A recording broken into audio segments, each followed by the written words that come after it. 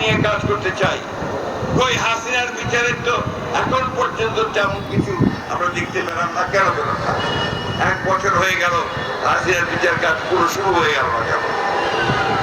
এখন পর্যন্ত তো সেই সমস্ত হত্যাকারীদের যারা প্রকাশ্যে হত্যা করেছে, আপনার বিবিসি তার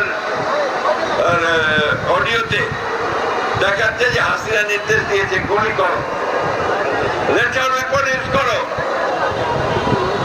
এই রোড কেন এখন পর্যন্ত আসেনি? প্লিজ এই বিষয়গুলোকে আপনারা সাংবাদিক ভাইরা দয়া করে আপনারা একটু পজিটিভলি চিন্তা করে সামনে আসেন। আপনারা অত্যন্ত ভালো কাজ করেছেন, অনেক ঝুঁকি নিয়েছেন। আপনাদের সাংবাদিক ভাইরা অনেকেই শহীদ হয়েছে। আপনারা সবসময় বাংলাদেশের মানুষের যে ন্যায্য আন্দোলন, গণতান্ত্রিক আন্দোলন, অধিকারের আন্দোলন, সেই আন্দোলনের পাশে আপনারা দাঁড়িয়েছেন, লড়াই করেছেন। এই বাংলাদেশের ইতিহাসটাই হচ্ছে আপনার সেই ইতিহাস। তো সেই ইতিহাসকে সমুন্নত রাখতে আমার সেই শিশু সন্তানটি যে এসে দেয়ালের মধ্যে সে কাঁচা হাত দিয়ে একটা ছবি আঁকার চেষ্টা করেছে, যে কথাটা কিছুক্ষণ আগে নয়ন বলছিল, নয়ন একটু তাত্ত্বিক কথা বলছিল, যেটা অনেকেই আমরা বুঝি না। ফ্রিডম, ফ্র্যাটার্নিটি অনেকে বুঝতে পারি না। আসলে এইটা বহু কালের মানব সভ্যতার প্রথম থেকে মানুষ প্রতিবাদ করেছে অন্যায়। আমরা সেই অন্যায়ের প্রতিবাদ করতে গিয়ে আজকে জান দিয়েছি, প্রাণ দিয়েছি।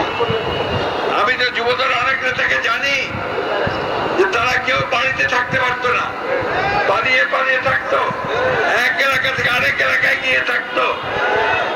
আমি তো জানি যে এর মধ্যে তারা তাদের বাবাকে হারিয়েছে, মাকে হারিয়েছে, শিশুকে, সন্তানকে হারিয়েছে, তারা দেখতে যেতে পারে না। আমি তো জানি যে তারা চাকরি পায়নি, ব্যবসা করতে পারেনি। এই একটা কঠিন অবস্থার মধ্যে দিয়ে তারা বেরিয়ে এসেছে। সত্যি সত্যি কিন্তু কোনদিন মাথা নত করে নাই, কোনদিন আত্মসমর্পণ করে নাই।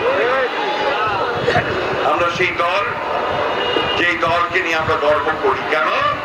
যে আমাদের দলের প্রতিষ্ঠাতা শহীদ প্রেসিডেন্ট জিয়াউর রহমান এই দেশের স্বাধীনতা ঘোষণা করেছিলেন।